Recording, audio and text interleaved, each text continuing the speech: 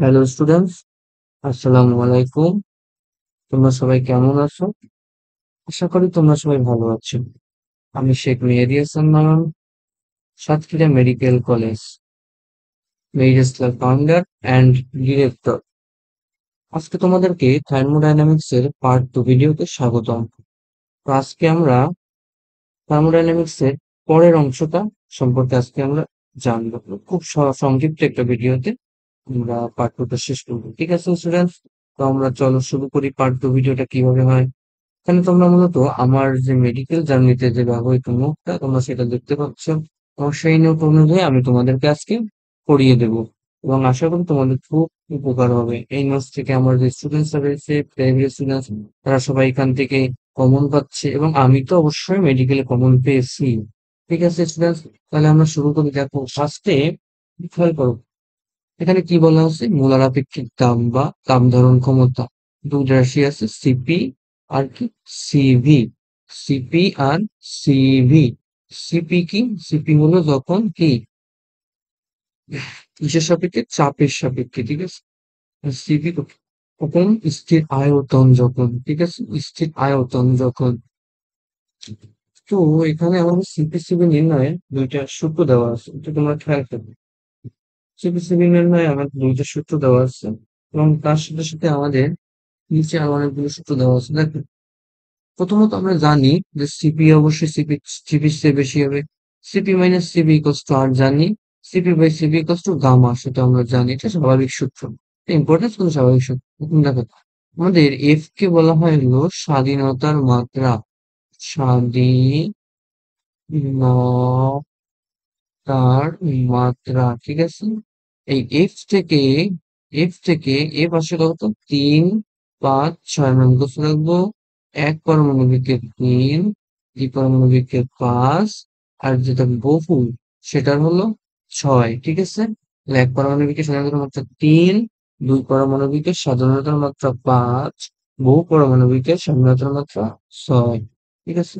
এই স্বাধীনতার মাত্রা থেকে গামার মানটা আছে কি, গামা ইকুয়ালস টু 1 + 2/f। এটা করলে তোমরা এই যে গামার মানটা, এখানে যে এই গামার মান তোমরা পেয়ে যাবা। ঠিক আছে।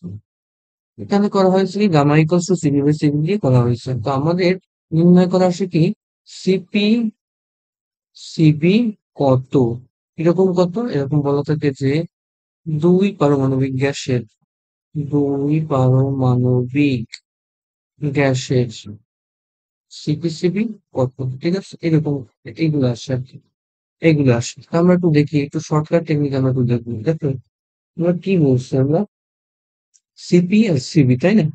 Gamma equals to CP by CV. এখন গামার মান আমরা কি জানি, 1.67, 1.40, 1.33, তাই না? 1.33।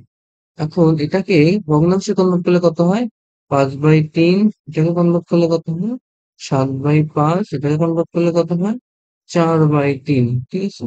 তাহলে আমরা এটা তো জানি, আমরা মুখস্থ 1.67, 1.40, 1.33। ভগ্নাংশ কনভার্ট করলে কি হচ্ছে, 5/3, 7/5, 4/3। 5/3, 7/5, 4/3। একটু খেয়াল রাখবা। তাহলে এইটুকু আমরা একটু মুখস্থর মতো, মানে বা কয়েকবার একটু আওড়ালেই আমরা মুখস্থ আমরা পেরে যাবো। ঠিক আছে। এখন এইখান থেকে দেখো, তাহলে আমাদের উপরেরটা কি সিপি, নিচেরটা কি সিভি। উপরেরটা মানে 5 হওয়ার কথা, কিন্তু না।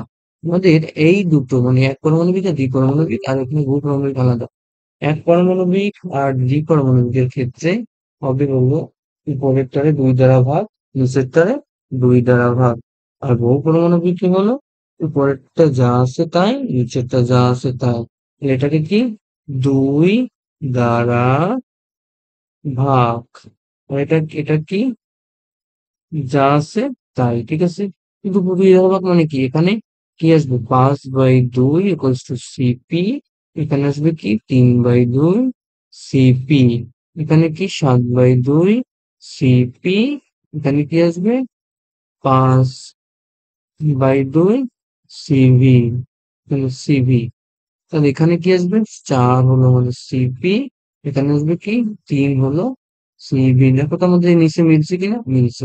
ঠিক আছে, এখন এইটা তো ঠিক আছে। এখন এটা যে কি, যদি আমাদের রিটেনে আসে, রিটেনে নির্ণয় করার উপায় হলো এইটা। CP equals to R by gamma minus 1, CP equals to R gamma by gamma minus one. এটা হলো আমাদের সূত্র জাস্ট, যে আমরা কি করব, এফ আমরা জানি 3, 5, 6, এফ থেকে আমরা এই সূত্র ব্যবহার করে গামা পেলাম, গামার মান এখানে বসি আর এর সাহায্যে সিপি পেলাম। কিন্তু আমাদের শর্টকাট টেকনিক কি, 1.67, 1.40, 1.33, 2 দ্বারা ভাগ, এখানে কোনো এক দ্বারা ভাগ বা কোনো কিছু ভাগ না, উপরেরটা সিপি নিচেরটা সিবি, তাহলে আমরা পারবো এটা। এখানে এককার মাত্রাটা একটু তোমরা দেখে নিবা কষ্ট করে, ঠিক আছে। এখন গামার যে গুরুত্ব সেটা কি আণবিক গ্যাস বিন্যাস জানা যায়, শব্দের বেগ জানা যায়, দ্রুত প্রক্রিয়া জানা যায়, এটা আমরা জানি। পরেরটা আমরা যাই, দেখো দেখো এখানে কি বলা আছে, এখানে কয়েকটা লাইন আছে, একটু পড়ে নেবে, এগুলো আমরা পড়াই দিছি। এইটা আমি বলছিলাম মেয়ারের প্রকল্প অভ্যন্তরীণ শক্তি শুধুমাত্র তাপমাত্রার উপর নির্ভর করে, ঠিক আছে। এরপরে কি আছে, তাপগতিবিদ্যার দ্বিতীয় সূত্র আমরা 0তম পড়ছি, প্রথমতম পড়ছি, তাই না? 0তম প্রথমতম পড়া হয়ে গেছে, আমরা এখন পড়বো দ্বিতীয়তম। দ্বিতীয়তম কি নিয়ে কাজ করে, এনট্রপি নিয়ে কাজ করে। তৃতীয়তম এনট্রপি নিয়ে কাজ করে, এবং দ্বিতীয়তম থেকে আমরা পেতে পারি তাপ ইঞ্জিন, বা আমরা পেতে পারি রেফ্রিজারেটর, ঠিক আছে, রেফ্রিজারেটর। দেখো দ্বিতীয়তম সূত্রে কে দিয়েছে, সাদিকার্ণ। সাদিকার্ণ বলেছে যে তাপশক্তিকে কখনো সম্পূর্ণরূপে কাজে পরিণত করা যায় না, efficiency cannot be done, cannot be won, ঠিক আছে। কিন্তু আমরা একটু পরে, আমরা পরের ভিডিওতে দেখবো যে সাদিকার্ণর একটা কান্ন চক্র নামে একটা ইঞ্জিন আছে, সেখানে সে সম্পূর্ণরূপে তার কর্মদক্ষতা 100% বের করে দেখিয়েছে। তার মানে সে কি বলছে, কোনো ক্ষয় হবে না, যা তো তাই, ঠিক আছে, যা তো তাই, কোনো প্রকারে ক্ষয় হবে না।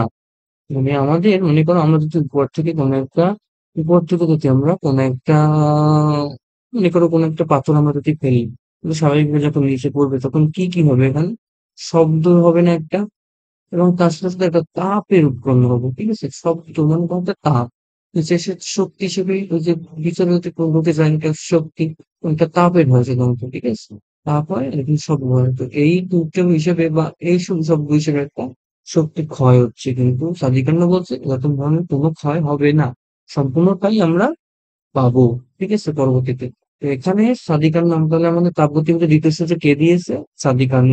দেখুন তাপগতিবিদ্যার দ্বিতীয় সূত্রে কয়েকটা মতবাদ আছে, আমরা দেখি। ক্লোসিয়াস সাহেব বাইরে, এলভিন সাহেব শীতলতম, লাম সাহেব তাপ ইঞ্জিন, আর্নো সাহেব যান্ত্রিক শক্তি। একটু যেটা যেটা মার্কিং করছে একটু ভালো করে দেখবা, এই মার্কিং পয়েন্টটা আমাদের একটু মনে রাখতে হবে। কি দিবে, মনে করো এই মতবাদটা দিয়ে বলবে নিচের আহ এই মতবাদটি কার দেওয়া, বা এই মতবাদটি কার বিবৃতি, বা এই মতবাদ তাপগতিবিদ্যার দ্বিতীয় সূত্রের এই মতবাদটি কার, ঠিক আছে। তাহলে তখন তোমাদের এই 4টা অপশন দেওয়া থাকবে, 4 জনের, তখন একটা বেছে নিতে হবে। আমরা এই 4টা পয়েন্ট দ্বারা, 4টা মেইন পয়েন্ট যাতে আমরা একটু মনে রাখতে পারি, যে ক্লোসিয়াস সাহেব বাইরে, কেলভিন সাহেব শীতলতম, রামু সাহেব তাপ ইঞ্জিন, কার্নো সাহেব কি যান্ত্রিক শক্তি। তাহলে আমরা পয়েন্ট আউট করতে পারবো যে আমাদের কোন মতবাদটি এখানে করতে বলেছে, ঠিক আছে স্টুডেন্টস।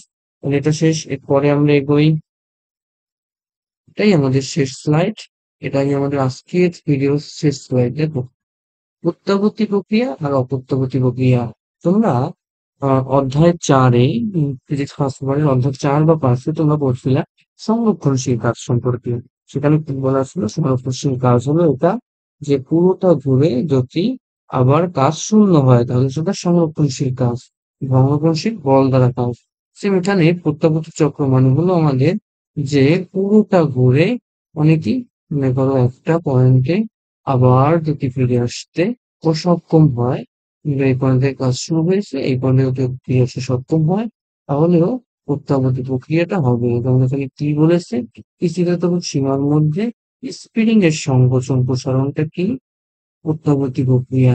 স্প্রিং মনে করো এই যে আমাদের একটা স্প্রিং আছে, স্প্রিং স্প্রিং যদি আমি সংকোচন করি ছেড়ে দিবা, আবার প্রসারণ হবে, এটা কি স্থিতিশীল সীমার মধ্যে, সীমার মধ্যে স্প্রিং এর সংকোচন প্রসারণটা প্রত্যাবর্তী প্রক্রিয়া, ঠিক আছে স্টুডেন্টস।